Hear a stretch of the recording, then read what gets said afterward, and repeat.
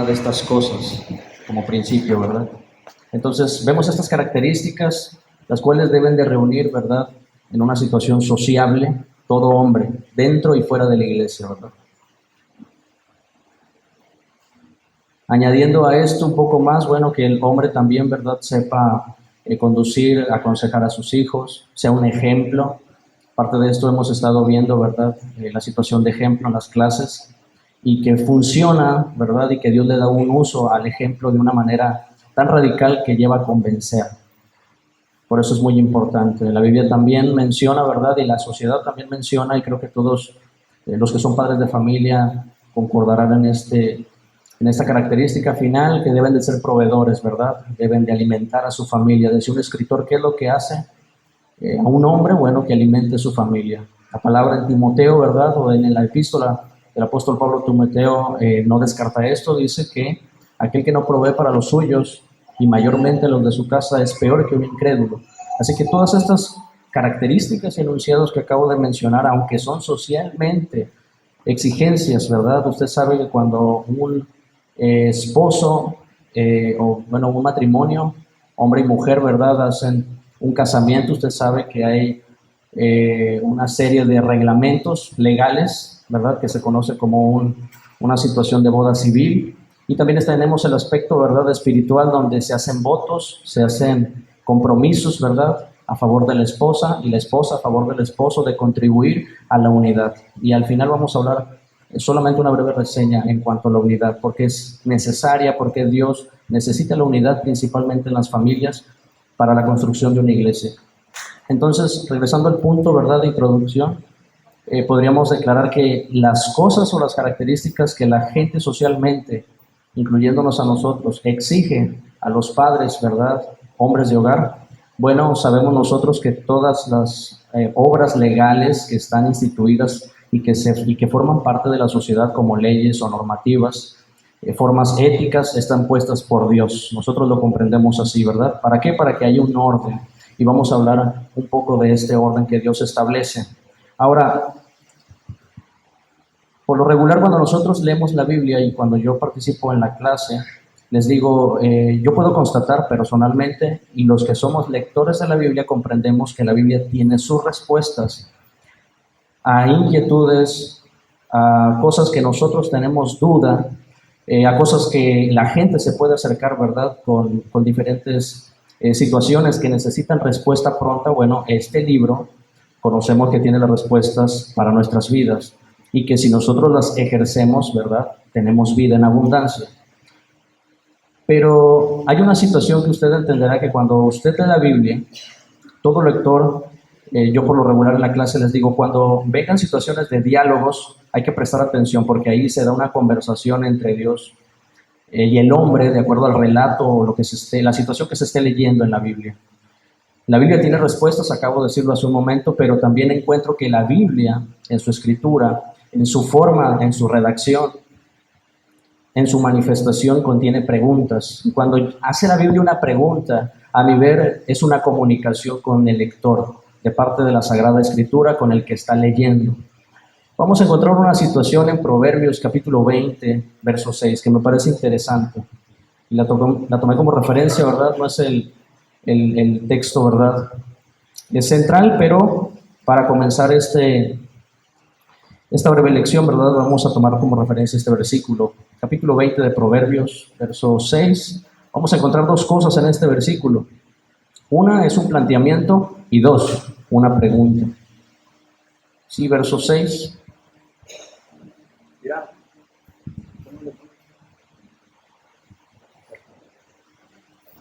¿Sí lo tienen? Ok. Verso 6. Está un poco inquietante y ahorita lo vamos a ver. Inquietante en el buen sentido, ¿verdad? Porque Dios quiere manifestar algo. Proverbios 26 dice, muchos hombres proclaman cada uno su propia bondad o sus propias bondades. La cuestión aquí es, pero hombre de verdad hace una pregunta, ¿quién lo hallará? Ahorita vamos a ver a qué se refiere hombre de verdad, pero vamos a ver la primera parte por ahora. Dice, muchos hombres proclaman cada uno su propia verdad o su propia bondad, dice aquí mi mi versión, ¿sí? Por ahí. Ok, aparece, pero hombre de verdad, ¿quién lo hallará? Perfecto. Si yo abro la pregunta a cada uno de ustedes que son varones de hogar, tengan hijos pequeños, hijos de crianza, o ya personas, ¿verdad? O hijos mayores, maduros, casados, y muchos de ustedes, ¿verdad? Ya tienen nietos, o tienen la bendición, ¿verdad? Y la virtud de Dios de tener nietos. Haría la pregunta, ¿ustedes han llevado a cabo la responsabilidad de Dios? Y yo antes de que ustedes me diesen una pregunta, yo creo que somos testigos cada uno de nosotros, el resto de la iglesia, de que han hecho un trabajo honesto, han hecho un trabajo, ¿verdad? Bien realizado, han hecho un trabajo bueno, se han esforzado por sus familias, ¿verdad? Contribuyen al hogar, pueden proveer, ¿verdad? Los gastos, pueden proveer las situaciones que se presentan, eh, brindan una seguridad para con sus familias. No solamente eso es el carácter, ¿verdad?, más humano, pero en el carácter espiritual, yo sé que ustedes ejercen una oración especial por sus hijos, por su esposa, ¿sí? Por todos los bienes que ustedes tienen de parte de Dios, ustedes tienen, observan, ¿verdad?, muy detenidamente las virtudes que Dios les ha entregado y hacen lo mejor de sí mismo para hacer o entregar a Dios una obra perfecta. Y eso, ahí se me escapó esa palabra, y eso es lo que se refiere a ser un hombre de verdad.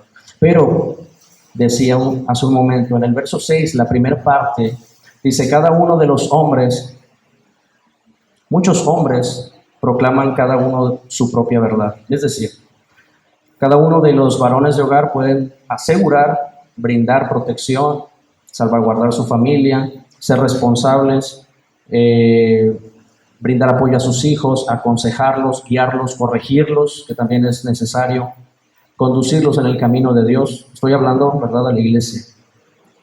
Pero pareciese que para Dios eso, a Dios le agrada, desde luego, no estoy minimizando el trabajo que ustedes hacen, al contrario, reconozco la labor que ustedes hacen por cada uno de nosotros. Yo también cuento con mi padre biológico. Y de la misma manera puedo asegurar que los padres hacen todo lo posible para sacar adelante a su familia, para brindar mejor calidad de vida y brindar todas las bendiciones, ¿verdad?, que pueda venir a través de él o de Dios a través del Padre para sus hijos y para su hogar. Pero pareciese que esto le agrada a Dios, pero Dios está exigiendo un poco más. Y dice, hombre de verdad, ¿quién lo hallará? Ahora, para entrar en materia, utilicé este versículo, ¿verdad? Pero ahora sí, para hablar de estas situaciones, voy a tomar como referencia solamente tres características que son bíblicas, que tienen respaldo bíblico y que hablan, ¿verdad?, con certeza de una de las muchas virtudes que constituyen a un hombre de verdad, es decir, un hombre perfecto. Dios quiere que sigan haciendo la obra que están haciendo porque es buena, porque es loable, porque es honesta, porque es un trabajo digno, pero Dios quiere una milla más, quiere un poco más en este servicio que ustedes hacen porque están cumpliendo un servicio dentro de sus hogares. El año pasado, si no mal recuerdo, a mí me tocó también participar en un evento, ¿verdad?, del Día del Padre, y comentaba que todos, a mi ver, según lo que dice la Escritura, los padres de familia en potencia son pastores de su hogar. Si tu familia, perdón, voy a decir congregación, pero vamos a verlo también de esta manera, si tu familia es de 2 o 3 integrantes, esos integrantes están a tu cargo. Y ahorita vamos a ver un poco más de esto, ¿verdad? Entonces, todo hombre de hogar tiene una responsabilidad, no solamente de manera social, sino que tiene una responsabilidad y en una delegación y encargo directamente con Dios. Eso es lo que quiero tratar de comunicar en esta mañana. Yo reuní solamente tres características, sé que hay más, pero para hacer, ¿verdad?, solamente una remembranza, ¿verdad?, de estas cosas. Vamos a ver la primera característica, se encuentra en primera carta del apóstol Pablo a los Corintios, capítulo 11, ¿sí?, versículos 3 en adelante. Vamos a ver algunos, no todos los versículos de ese capítulo, pero estaremos observando qué dice acerca de estas características.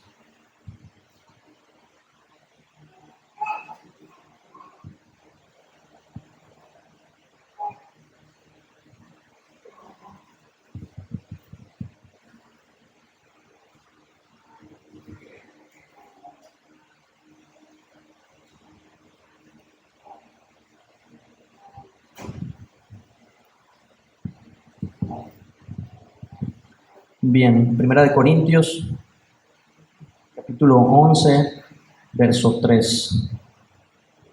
¿Sí? Dice, pero quiero que sepáis que Cristo es la cabeza de todo varón. El varón es la cabeza de la mujer y Dios la cabeza de Cristo. Quiero que sepáis que Cristo es la cabeza de todo varón y el varón es la cabeza de la mujer y Dios la cabeza de Cristo. Esto menciona Corintios capítulo 11, verso 3. Ahora, en este enunciado, por lo regular, cuando se habla de este versículo, se tiene una connotación de una palabra que aparece por lo menos 3 ocasiones. Dice cabeza de todo varón, después cabeza de la mujer y cabeza de Cristo. Y aquí encontramos una palabra en la cual podemos cometer, pienso yo, ¿verdad? Para eso son las enseñanzas que nos dan los ministros para corregir, ¿verdad? Lo deficiente. Pero vamos a ver aquí una situación que por lo regular, o tratar, ¿verdad? De entender la interpretación correcta de este versículo. Si yo le pregunto a usted, ¿para usted qué significa cabeza? Sé que instantáneamente me va a responder que la cabeza es esto, de manera superior, y el cuerpo, lógicamente, está inferior a la cabeza. Anatómicamente es correcto, es lógico. Pero pasa algo que, investigando, ¿verdad?, acerca de estas cosas, me entero de esto. Por lo regular, yo cuando estamos participando de las situaciones, de las clases cada domingo, les digo a ellos una y otra vez, a los adolescentes, a lo mejor soy un poco repetitivo en esto, pero ellos no me dejarán mentir, siempre les digo, la escritura no está escrita en castellano. La escritura no está escrita para hispanohablantes. La escritura tiene, ¿verdad?, diferentes lenguajes, como el hebreo, el griego, ¿verdad?, el griego koiné, y otros que se denominan como dialectos, ¿verdad?, que complementan la escritura. Cuando nosotros leemos estos pasajes, los leemos tal cual en el castellano y podemos deducir que cabeza tiene que ver con algo que refleje superioridad, ¿sí? Que refleje algo superior. Y en cierta manera sí desglosa esto la palabra, pero vamos un poco más al significado de cabeza, ¿verdad? Investigando acerca de esto, la palabra que aquí se refleja o se traduce como cabeza es la palabra en griego kefané. Esta palabra, ¿verdad?, deduce una interpretación por un poquito lo más acertada posible, porque recuerda también que la Biblia son copias o registros de copias, ¿sí? Y nuestro registro bíblico o la versión que usted utilice es una copia más, ¿verdad? Escritos originales no los hay. Pero Dios ha preservado su palabra y Dios cumple. Jesús, ¿verdad?, habló de su palabra manifestada y hablando también de la palabra escrita, que la tenemos aquí, impresa, ¿verdad?, en un cuaderno, en un libro, y dice, cielo y tierra pasarán y mi palabra va a permanecer siempre. Esa es una fidelidad de que la palabra de Dios no tiene equivocación y permanece a través del tiempo, pero la palabra kefané tiene que ver no con cabeza, sino con fuente, de donde provienen las cosas. Si nosotros leemos ese versículo de otra forma, utilizando esta palabra adecuadamente, podríamos leerlo de esta manera. Dios, bueno, comienzo de atrás para adelante. La mujer proviene del hombre, el hombre proviene de Cristo y Cristo proviene de Dios.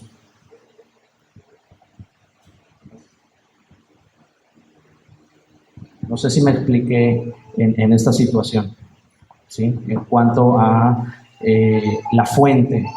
Porque kefalé, según la investigación que estuve un poquito por ahí haciendo, no soy experto, pero en esta palabra me encontré que habla más de una fuente, o de donde proviene, o la cabecera, ¿verdad?, de un arroyo o de un río. Y usted entiende que cuando se habla de cabecera es un punto de partida para los brazos, ¿verdad?, que se dividen en pequeños riachuelos, ¿verdad?, o pequeños arroyos o fuentes de agua. Y cuando yo estaba leyendo esto, me da un poco más de impresión del nivel de sujeción que la mujer debe de tener con el varón debe de tener sujeción a Cristo, y Cristo está sujeto a Dios, ¿sí? No estoy hablando, ¿verdad?, de algo contrario. Aquí se ve claramente que hay una línea de autoridad, ¿verdad?, en la cual nosotros tenemos que tener una sujeción voluntaria, y de esto habla, ¿verdad?, este versículo. Ahora, cuando yo estaba tratando de entender por qué cabeza, por qué le damos esa interpretación a cabeza, bueno, usted entenderá que cabeza, ¿verdad? O los vocablos que utilizamos en el castellano, muchos de ellos vienen de raíces latinas, ¿sí? La palabra como se traduce tal cual cabeza viene de palabra como caput, si no mal recuerdo, capitis, ¿verdad? De donde se desprenden palabras similares como capital, capitolio, cabecera y cabeza, y muchas palabras más, ¿verdad? No estamos viendo, ¿verdad?, en esta lección de gramática, pero me parece interesante para saber descifrar con mayor, ¿verdad?, veracidad lo que la palabra de Dios nos está tratando de indicar, porque nos está tratando de indicar, o a los padres de familia, ¿verdad?, y a las mujeres de hogar que están sujetas, ¿verdad?, o que deben de estar sujetas a maridos. El hombre debe de estar sujeto a Cristo y Cristo está sujeto a Dios. Ahora, hay una situación en la cual siempre se ha preservado. Eso lo voy a decir para la siguiente característica que voy a nombrar. Pero quería comentar algo acerca del patriarcado. El patriarcado, ¿verdad? Lo vemos claramente, o lo vemos más funcionalmente en el Antiguo Testamento. ¿A qué se debe esto? Bueno, aparentemente, ¿verdad? En una manera aparente, el hombre tiene una preeminencia. Y es verdad, lo reconozco porque la palabra lo plantea. Pero quería comentar algo que viene en Gálatas. Búsquelo, capítulo 3 de Gálatas, verso 28. Y hay algo interesante.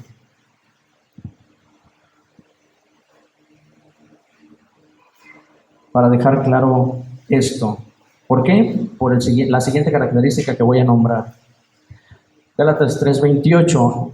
En Dios, o en la atmósfera del Evangelio, dice: ya no hay judío ni griego, ya no hay esclavo ni libre, ya no hay varón ni hembra o mujer, sino que son uno solo o uno mismo en Cristo Jesús. Es decir, que el hombre no tiene, ¿verdad?, o no es superior porque Dios creó al hombre y creó a la mujer. ¿Sí? Quiero que quede claro esta parte. Entiendo también la situación de Filipenses, no sé si se puede poner por ahí. Filipenses, por favor. Filipenses capítulo 2, búscalo, creo que es verso 3. Correcto, no hagáis nada por contienda o por vanagloria, antes bien, con humildad, ¿verdad?, estimar a los demás como superiores. La definición, ¿verdad?, de este versículo habla de una sumisión o la definición de humildad, que tiene que ver con reconocer a los demás como superiores, ¿verdad?, en esta línea. Y en eso se complementa la palabra en lo que se quiere expresar de la misma. Bien, lo que yo comentaba, que dejé inconcluso y abrí un paréntesis en cuanto al patriarcado, es que muchas veces, ¿verdad?, el patriarcado se ha dado, ¿verdad?, a conocer. Al día de hoy nosotros lo conocemos bajo el machismo, ¿verdad? Pero este patriarcado que menciona la Biblia es correcto porque es una delegación que hace Dios, pero tiene medida, tiene su autoridad, pero tiene su responsabilidad. No es en desmedida. ¿Qué es en desmedida? Bueno, algo que se sale, ¿verdad?, de un control de aquello que Dios le dio una autoridad. Es decir, muchas veces cuando se ejerce, ¿verdad?, con voluntad humana o bajo voluntad humana dentro de un hogar, la mujer tiende a ser rechazada, tiende a ser humillada. Hay mujeres que tienen situaciones de golpes, ¿verdad?, que reciben golpes por parte de sus maridos. Estoy hablando del carácter social, no la iglesia. Pero quiero hacer esto, ¿verdad?, para entrar al siguiente punto y para que pueda, ¿verdad?, servir de introducción al siguiente punto. Solamente son 3 puntos que voy a tomar como referencia. Entonces, en esta situación, la dignidad de la mujer está a la par de la dignidad que tiene el hombre. Lo que pasa socialmente, repito, socialmente al día de hoy se conoce algo como la igualdad de género.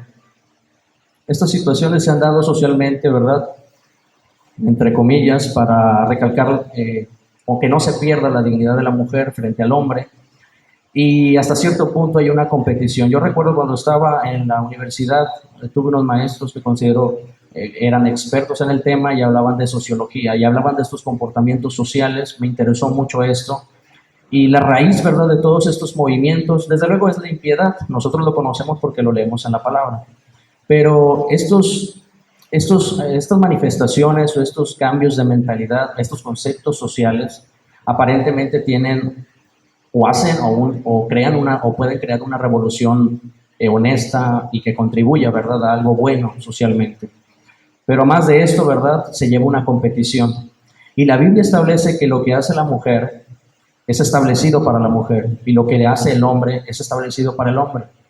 ¿Sí? Hay cosas que son competentes y que pueden participar las mujeres y que los hombres también pueden desempeñar. Pero según las características que menciona la Biblia, son muy, muy específicas las cosas que hace el hombre y las cosas que hace la mujer.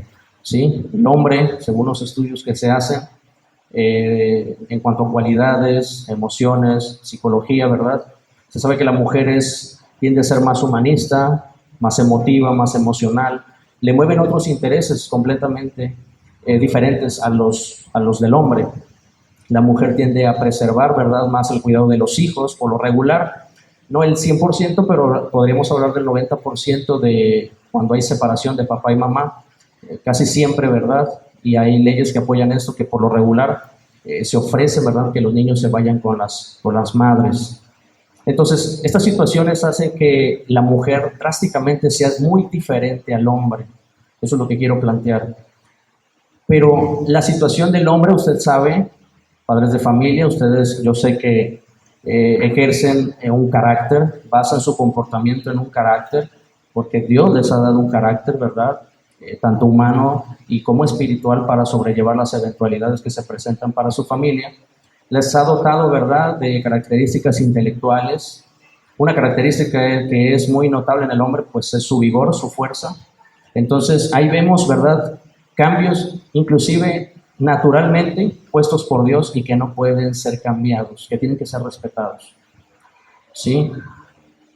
Cada una de estas cosas tienen un principio en Dios para que haya un equilibrio dentro de las familias. Espero no revolverlos. Al final quiero decir algo y espero que encuentren el sentido que yo encontré, ¿verdad?, en esto que estoy tratando de comunicar con ustedes. La segunda característica, como decía, vamos a la primera carta de Pedro, capítulo 3.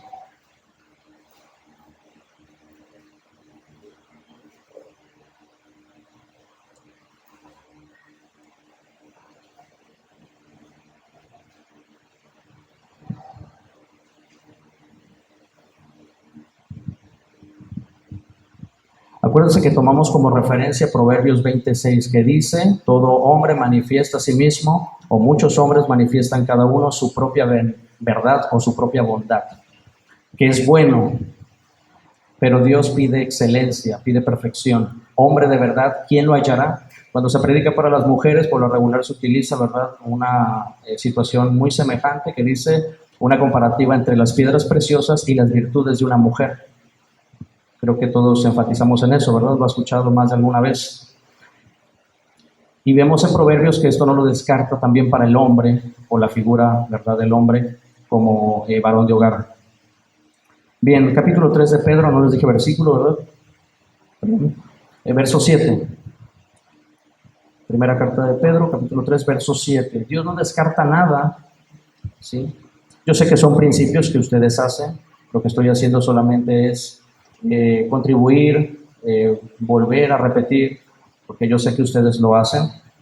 Verso 7 dice: vosotros maridos, igualmente vivid con ellas sabiamente. ¿A qué se refiere? A la dignidad que debe tener una mujer dentro de un hogar, no que esté rezagada, no que esté orillada. Hay situaciones, ¿verdad?, donde mujeres, yo comentaba socialmente, ha habido casos, ¿verdad?, de personas que se les niega, ¿verdad?, sus derechos, su dignidad. Sí, hay mujeres, ha habido casos de mujeres que son golpeadas, hay mujeres que son, ¿verdad?,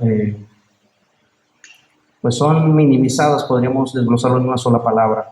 Verso 7, vosotros maridos igualmente vivid con ellas sabiamente, dando un honor a la mujer como a un vaso más frágil y como a coherederas de la gracia de la vida. Es decir, naturalmente el hombre no puede producir vida.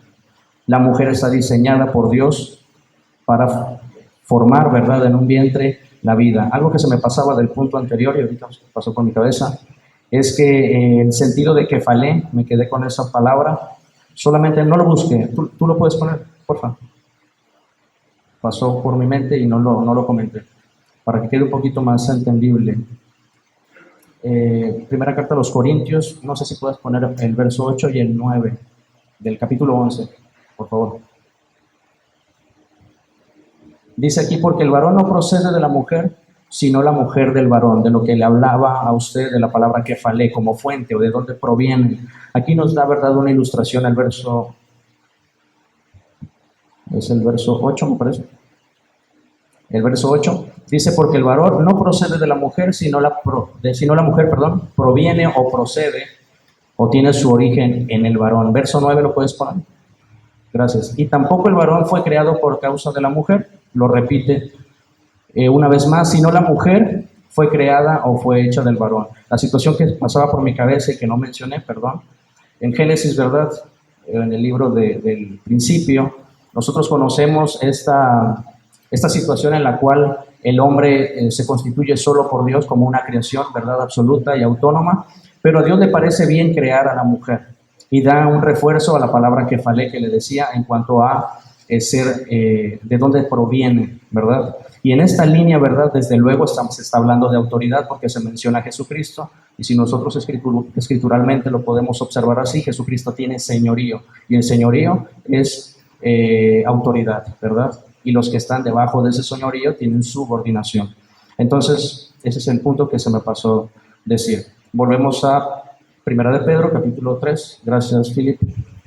Verso 7. Vosotros, maridos, igualmente, vivid con ellas de una manera sabia, ¿verdad? Reposadamente, honestamente, dando honor a la mujer como un vaso más frágil y como a coherederas de la gracia de la vida, que tienen esta virtud, para que vuestras oraciones no tengan estorbo, ¿sí? En cuanto a la dignidad de la mujer, en cuanto a la preservación, ¿verdad? De esa unidad y de esa perfección en la familia.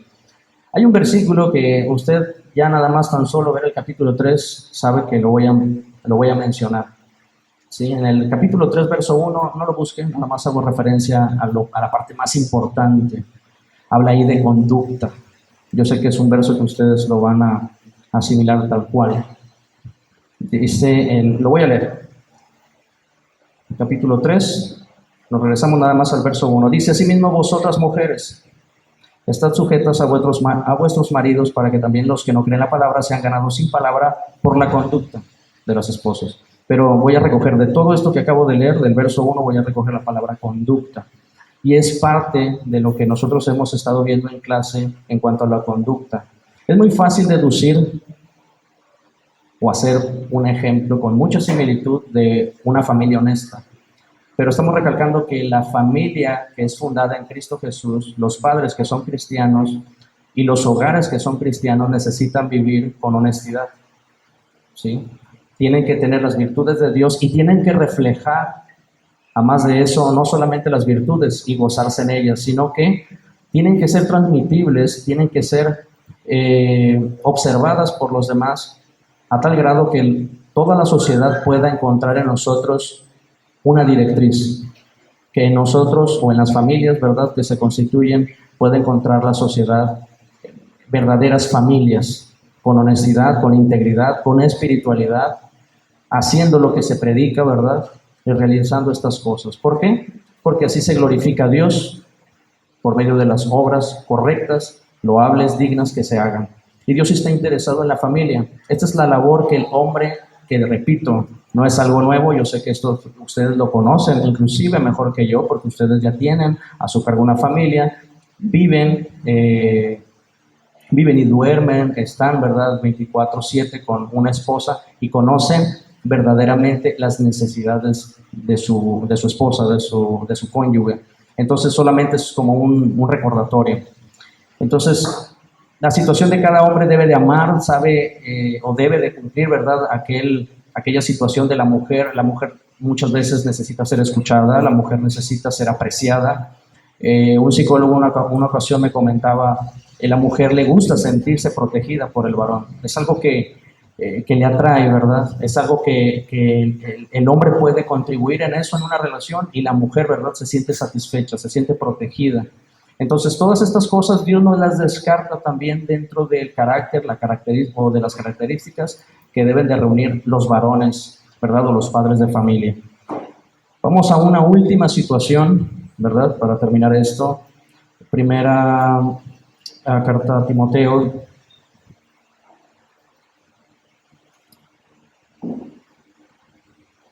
Capítulo 3.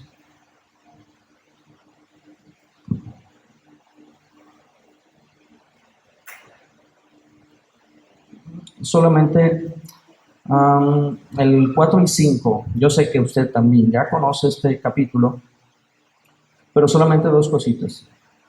Verso 4, verso 5 dice, hablando de un hombre de hogar, que gobierne bien su casa, que tenga a sus hijos en sujeción con toda honestidad. Recalca la palabra honestidad. Que sea verdaderamente, no fingimiento. Verso 5, entre paréntesis, los biblistas se encargaron de poner entre paréntesis esto, dice, pues el que no sabe gobernar su propia casa, ¿cómo cuidará de la iglesia de Dios? Yo sé que el rótulo que tiene al principio, si es que ocupan la Reina Valera, aparece ahí requisitos de los obispos. Y primordialmente, ¿verdad? Se menciona, este capítulo se hace referencia, ¿verdad?, a los que ejercen un ministerio. Y es correcto, porque así viene tal cual. Pero la pregunta que yo hago, todos los padres de familia, al final de cuentas, son servidores de Dios. Sirven en un cargo que les fue delegado por Dios, muy especial. El verso 5, pues los que no saben gobernar su propia casa, ¿cómo cuidarán o cómo cuidará la iglesia de Dios? Y aquí va más la forma de conducta. Aquí habla de los hijos. Hablábamos en Pedro capítulo 3, del hombre en el cumplimiento con la mujer. Pero ahora el cumplimiento que Dios demanda del hombre para con los hijos es un gobierno, ¿sí? Es utilizar esa autoridad no para maltratar, sino para corregir. Ha habido situaciones en hogares, yo comentaba hace mucho con un amigo y él me expresaba, ¿verdad?, su privacidad. Llegó un momento, después de conocerlo de tantos años, abrió un poco su corazón y él me dijo, yo recuerdo que esta persona en su adolescencia había tenido muchos estragos, había perdido escuelas, había perdido amistades, había tenido muchos contratiempos de conducta, se había metido en muchas situaciones y problemas que destrozaron su vida. Pero en un momento crucial, hablando con él, me mencionaba una cosa y me dijo, lo que pasa es de que mis padres, pero creo que se iba más a la orientación del padre. Dice, mi padre, cuando yo quería hablar con él de situaciones que a mí me dolían, que a mí me estaban aconteciendo, que a mí me partían el corazón, que necesitaba tomar decisiones reales, veraces, yo necesitaba que mi padre estuviese ahí para que me comunicara confianza, seguridad o una consejería, y nunca la hubo. Dice, qué bueno que hice, bueno, me fui a la sociedad, me fui a los amigos, me fui a lo secular y me desvié completamente. Por otra parte, también hay padres que a veces tienden a comparar a hijos, ¿sí? O tienden a poner modelos de hijos y a los demás los confrontan con ello. Y ha habido también situaciones con estos tipos de comportamientos donde los hijos tienen, ¿verdad?, heridas, tienen aflicción, les duele, ¿verdad?, en esta comparación que se hace. Entonces, aquí menciona, ¿verdad?, la situación de gobierno, que es desde luego una delegación de Dios para cada uno de ustedes como padres, pero en el ejercicio de este gobierno que sea lo más honestamente posible. Yo sé que lo han tratado de hacer honestamente posible. No se olvide que en Proverbios 26 decía, hombre de verdad, ¿quién lo hallará? Es la excelencia que Dios está demandando, no solamente cumplir, ¿verdad?, porque lo están cumpliendo, sino hacer esa milla más de procurar presentar, como nosotros lo leímos también en Timoteo, ¿verdad?, presentar nuestra obra lo más digna, lo más pura, lo más, lo mejor, ¿verdad?, calificada, presentar algo digno delante del Señor. Y cuanto más ustedes, ¿verdad?, que tienen un encargo de Dios muy especial, muy directo, ¿verdad?, y que ustedes tienen que presentarlo a Dios. Algo que también se podría apuntar del primer punto de esta delegación, de esta providencia que Dios hace por medio del padre de familia para con la esposa e hijos, por medio del varón, es que a la persona a la cual Dios le demanda situaciones familiares es al hombre. Usted recuerde que en el Génesis, quien peca, según la Biblia, porque el apóstol Pablo dice, la mujer fue seducida, no el varón. Pero cuando Si usted sabe esta connotación que estoy explicando del libro del principio, usted entenderá que Dios dice que se paseaba en el huerto y busca al hombre y le dice: Adán, ¿dónde estás tú? ¿Dónde te encuentras? ¿Por qué fallaste? ¿Por qué hiciste algo que yo mandé estrictamente que no se hiciera? Y Adán dice: es que la mujer que tú me diste, no, te estoy preguntando a ti, ¿por qué la situación sucedió? No es que ella vino y lo hizo, sino porque tú participaste. La delegación que ustedes tienen como padres de familia es meramente especial, pero yo le agregaría una palabra: es sumamente delicada. ¿Sí? Verso 4, capítulo 3, primera carta a Timoteo, dice solamente que gobierne bien su casa y que tenga a sus hijos en sujeción con toda honestidad. Dios, ¿verdad?, le da a los padres esa autoridad para que puedan tener, ¿verdad?, con una apreciación hacia sus hijos. Desde luego, escrituralmente, educarlos de acuerdo a la fe cristiana, de acuerdo a los modales, a la moralidad de la iglesia, pero muy también muy especial es el ejercicio, o a ver cómo se puede mencionar esto, participar de una conducta. Los hijos son convencidos, o nosotros como hijos, ¿verdad?, somos convencidos de las virtudes de los padres. Y Dios es lo que está tratando de revelar en su palabra, de que con toda honestidad, que sea un reflejo la familia, los hijos, hablando solamente del capítulo 3 de Timoteo, que los hijos sean un reflejo del carácter de los padres, carácter espiritual y carácter, ¿verdad?, humano, en todas estas virtudes que los padres funcionan y deben de tener dentro de una familia. Solamente para culminar, porque es lo que he traído para esta mañana, es algo corto, entendiendo que hay la actividad que ahorita va a pasar, en la institución de comida, etcétera, convivencia, pero quería recalcar algo solamente. A la medida que yo estaba leyendo esto, y hay otra situación que Dios ha puesto en mi corazón, pero a medida que yo estaba leyendo esto, estaba leyendo Corintios, estaba leyendo esto de Timoteo, de Pedro, entendí una cosa que quizás ya la había entendido, pero no la había observado de tal forma. Espero Dios me pueda iluminar, me pueda dar palabras para saber expresarlo y no confundir. Quiero decir lo siguiente: Dios está tan interesado en las familias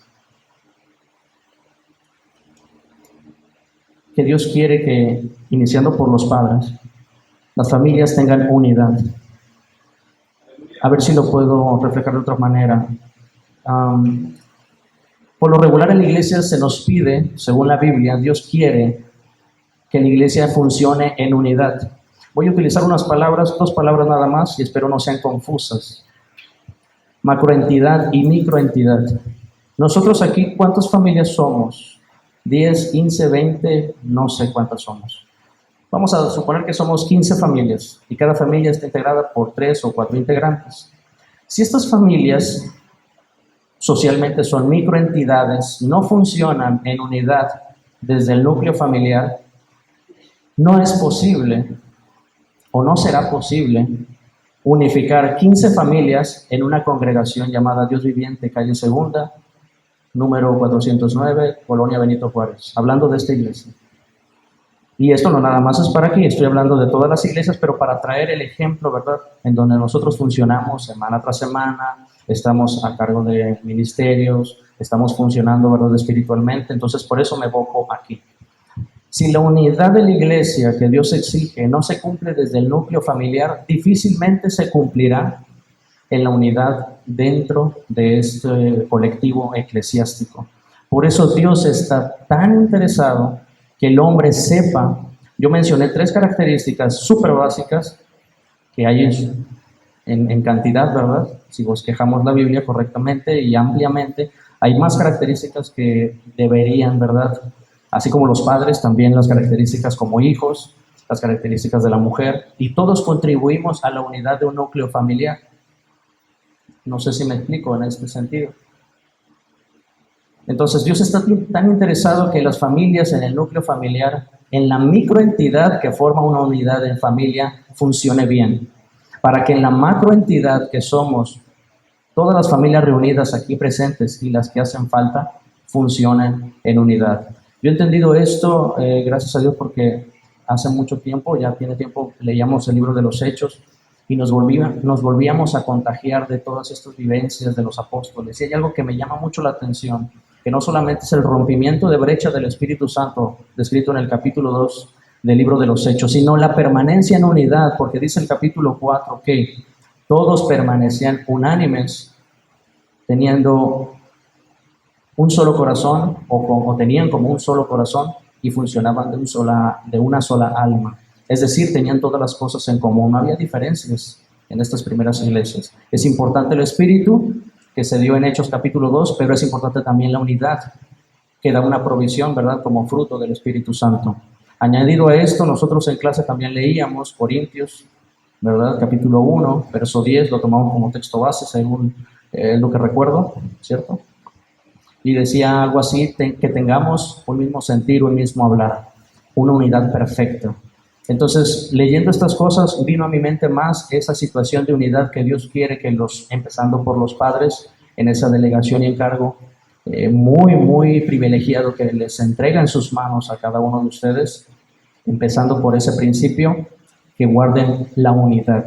Y la unidad en la familia no estoy en contra de abrazos y besos, pero la unidad que Dios quiere, incluso en la iglesia de Dios, es amor fraternal. ¿Sí?